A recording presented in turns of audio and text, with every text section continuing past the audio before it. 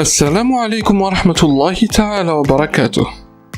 مرحبا بكم في خامس دروس مبادئ التصوير السينمائي والفوتوغرافي. الكل يريد صورة سينمائية ذات جودة عالية، لكن كيف نقوم بتعديل إعدادات الكاميرا لتعطينا أحسن نتيجة؟ درسنا اليوم هو عن كيفية تعديل الكاميرا لأجل تصوير فيديو بجودة سينمائية.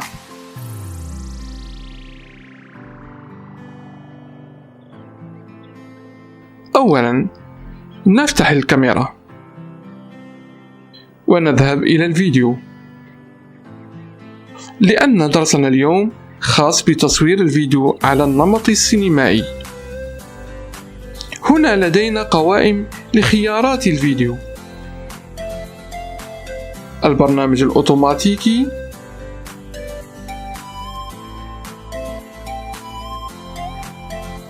الأولوية لفتحة العدسة، الأولوية لسرعة الغالق، ولكننا نختار التعديل اليدوي.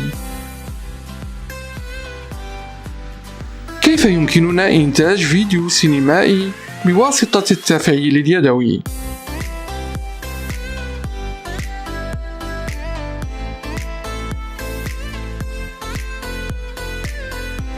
أولاً، ندخل إلى القائمة الرئيسية، وفي قائمة الفيديو نختار عدد الإطارات في الثانية.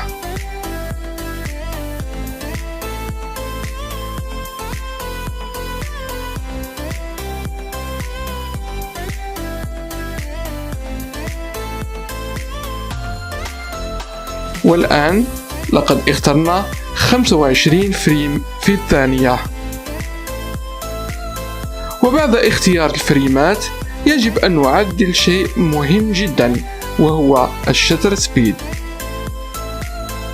وإذا اخترنا عدد الفريمات 25 يجب اختيار الشتر بحيث تكون قيمته 1 على ضعف عدد الفريمات.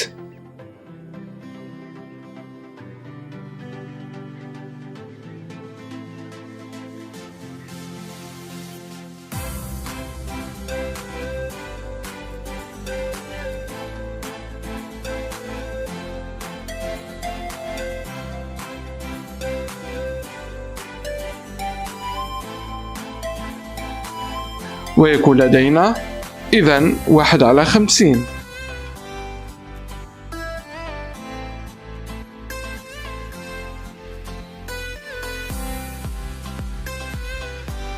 فتحة العدسة يكون تعديلها على حسب ما نريد تصويره.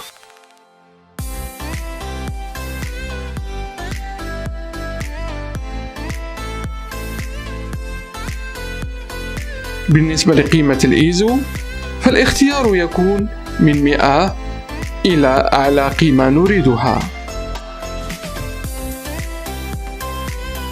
ولكننا نختار القيمة التي تكون فيها الصورة واضحة وأقل تشويش. وبعدما عدلنا عدد الإطارات في الثانية وسرعة الغالق، فتحة العدسة والإيزو، هناك أمر جد مهم في التصوير السينمائي وتعديل نمط التصوير أو اللوك المناسب.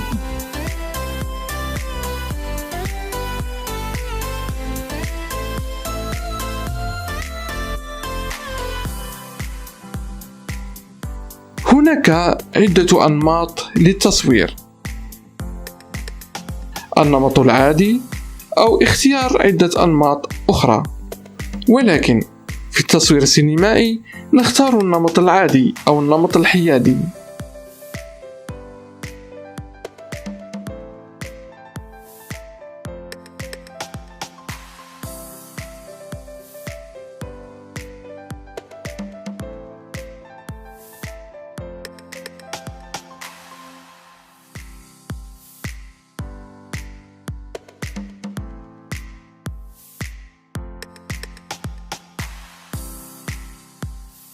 إلا أن في بعض الكاميرات نختار نمط البورتري، لأن نمط البورتري تكون فيه الصورة أكثر نعومة، وأقل تباين في الضوء والألوان، فهو نمط باهت أو فلات. بالنسبة للإعدادات ننقص التباين إلى أقصى درجة، وكذلك بالنسبة للتشبع اللوني وحدة الصورة نجعلهما في القيمة -3. هذا هو التعديل الصحيح لأجل التصوير السينمائي.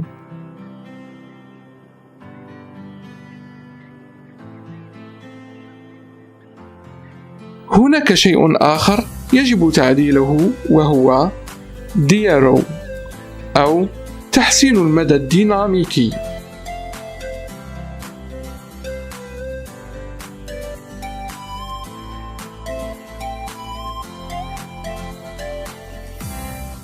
ولدينا القيمة أوتو، وكذلك هناك عدة قيم لتحسين المدى الديناميكي. فالتصوير السينمائي يحتاج إلى صورة أكثر ديناميكية لأجل مساحة تعديل كبيرة، ولهذا نبقي على القيمة 5 وهي أكبر قيمة. هذه هي تعديلات الكاميرا بصفة عامة في معظم أنواع الكاميرات لأجل نمط سينمائي يعطينا صورة باهتة يمكننا التعديل عليها بسهولة بعد التصوير.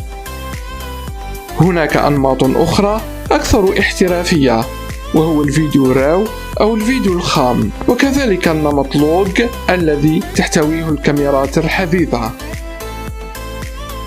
سلام الله عليكم، وإلى درس آخر إن شاء الله.